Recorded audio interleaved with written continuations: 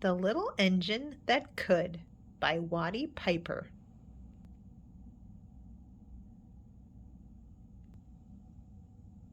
Illustrated by George and Doris Hamann. Chug, chug, chug, puff, puff, puff. Ding dong, ding dong. The little train rumbled over the tracks. She was a happy little train, for she had a jolly load to carry.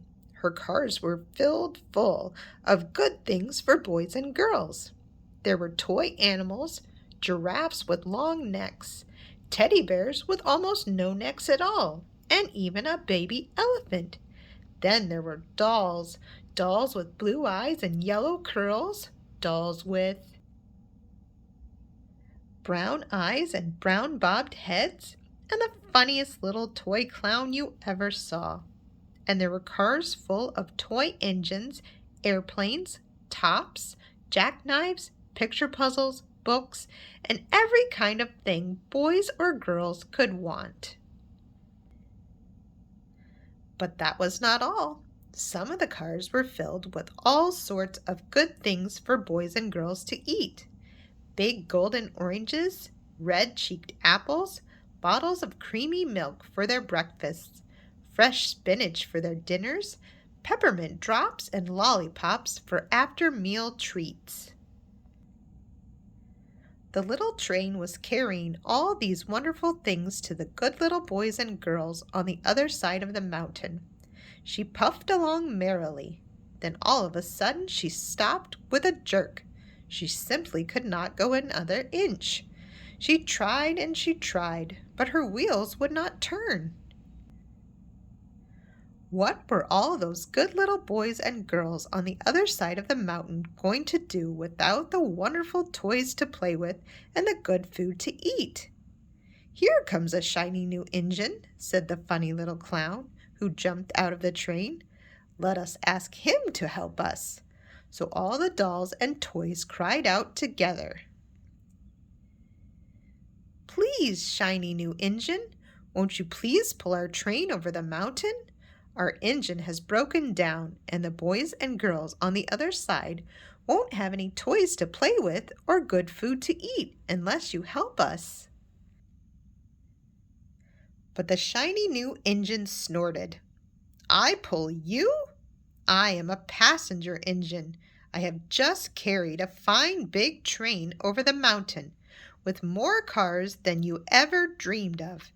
My train had sleeping cars with comfortable berths, a dining car where waiters bring whatever hungry people want to eat, and parlor cars in which people sit in soft armchairs and look out big plate glass windows. I pull the likes of you?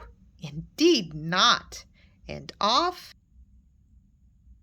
he steamed to the roundhouse where engines live when they are not busy. How sad the little train and all the dolls and toys felt.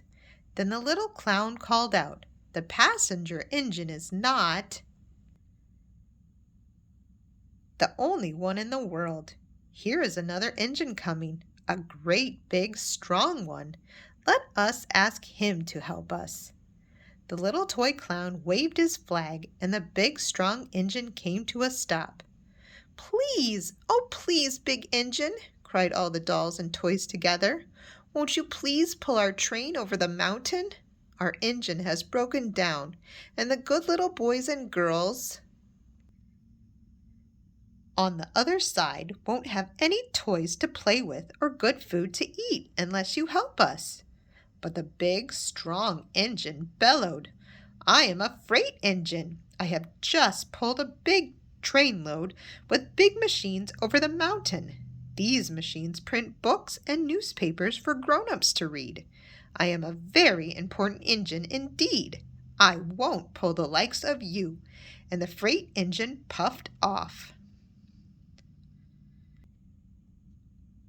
indignantly to the roundhouse. The little train and all the dolls and toys were very sad. "Cheer up," cried the little toy clown. "The freight engine is not the only one in the world. Here comes another. He looks very old and tired, but our train is so little, perhaps he can help us." So the little toy clown waved his flag, and the dingy, rusty old engine stopped. "Please, kind engine," cried all the dolls and toys together, "won't you please pull our train over the mountain? Our engine has broken down, and the boys and girls on the other side won't have any toys to play with or good food to eat unless you help us." But the rusty old engine sighed. "I am so tired. I must rest my weary wheels. I cannot pull even so little a train as yours over the mountain. I cannot, I cannot, I cannot."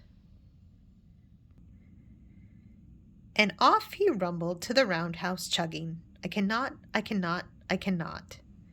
Then indeed the little train was very, very sad, and the dolls and toys were ready to cry. But the little clown called out, "Here is another engine coming, a little blue engine, a very little one. Maybe she will help us." The very little engine came chugging merrily along. When she saw the toy clown's flag, she stopped quickly. "What is the matter, my friends?" she asked kindly. "Oh, little blue engine," cried the dolls and toys, "will you pull us over the mountain? Our engine has broken down, and the good boys and girls on the other side won't have any toys to play with or good food to eat unless you help us. Please, please help." "Us, little blue engine?" "I'm not very big," said the little blue engine. "They use me only for switching trains in the yard. I have never been over the mountain." "But we must get over the mountain before the children awake," said all the dolls and toys. The very little engine looked up and saw the tears in the doll's eyes, and she thought of the good little boys and girls on the other side of the mountain who would not have any toys or good food unless she helped. Then she said, "I think I can, I think I can, I think I can." And she hitched herself to the little train. She tugged and pulled and pulled and tugged, and slowly, slowly, slowly they started off. The toy clown jumped aboard, and all the dolls and the toy animals began to smile and cheer. Puff, puff, chug, chug went the little blue engine. "I think I can, I think I can, I think I can, I think I can. I think I can, I think I can, I think I can, I think I can." Up, up, up, faster and faster and faster and faster, the little engine climbed until at last they reached the top of the mountain. Down in the valley lay the city. "Hooray! Hooray!" cried the funny little clown and all the dolls and toys. "The good little boys and girls in the city will be happy because you helped us, kind little blue engine." And the little blue engine smiled and seemed to say, as she puffed steadily down the mountain, "I thought I could, I thought I could, I thought I could. I thought I could, I thought I could, I thought I could." The end.